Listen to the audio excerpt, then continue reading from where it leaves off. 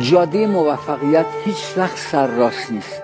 جاده موفقیت پیچی داره به نام شکست، دور برگردونی داره به نام سردرگم، سرعتگیری داره به نام بعضی از دوستان، چراغ قرمزی داره به نام دشمنان، چراغ احتیاطی داره به نام خانواده، تابلو راهنمایی داره به نام هدایت الهی.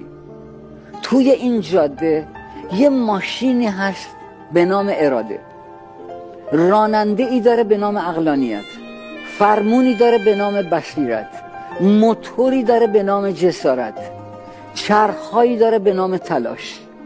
دو تا آینه کوچیک اینقدر رو به عقب داره به نام عبرت، نه حسرت، عبرت.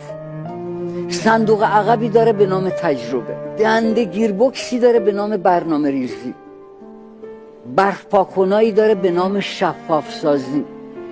تو باک این ماشین یه سوختی هست به نام امید، یه مکمل سوختی هست به نام توکل.